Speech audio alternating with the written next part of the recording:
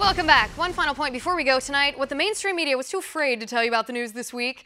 This week, while the mainstream media obsessed about how much President Trump weighs, here are the things that happened that really matter. In 2017, there were over 250 journalists imprisoned all around the world. None of these journalists imprisoned were in the United States. Democrats accused President Trump of despotism and assault against a free press. Outgoing Republican Senator Jeff Flake compared Trump to Stalin.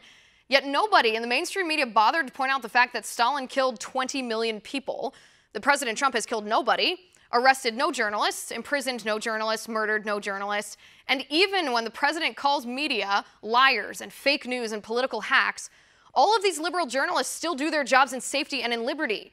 Do you know what that's called? That's called freedom of the press. But did the mainstream media bother to tell you about that? Or about the countries who actually threw over 250 journalists in prison simply for reporting the truth? No, they didn't. In 2006, then-Senators Barack Obama and Hillary Clinton voted to fund hundreds of miles of border wall. Were they racist? Was that bigoted and xenophobic? Well, no, it wasn't. It was common sense border security, which used to be a bipartisan issue.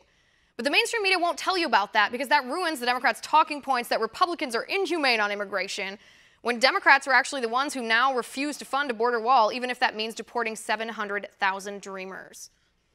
A bombshell congressional report was released, which revealed that the former ITA to DNC chair and Democratic Congresswoman Debbie Wasserman Schultz, the aide's name was Imran Awan. Awan made unauthorized access to congressional servers, accessed member data of 15 members he didn't even work for. After he was fired, he continued to access the data. He covered up his tracks, and then the whole server was physically stolen. The congressional report into this scandal says Awan's behavior was nefarious. Yet the Democratic leadership in Congress told members that it was just an equipment theft, not the serious breach of national security that it was. Why? Why would the Democrats cover for a man who's been charged with a federal crime? Is he blackmailing them? Was he involved in a kickback scheme where they benefited financially? Who's responsible for this? Is the mainstream media asking any of these questions? Well, because it's Democrats in Congress at the center of this, no, the mainstream media won't cover this at all. Last but not least, 59 million babies have been killed by abortion in the United States since 1973. That's 30 million baby girls and 30 million baby boys extinguished, denied their right to life, liberty, and the pursuit of happiness. Hundreds of thousands of people marched on Washington, D.C. today to protest abortion. 8 out of every 10 people in our country support restrictions on abortion. But does the mainstream media report on that?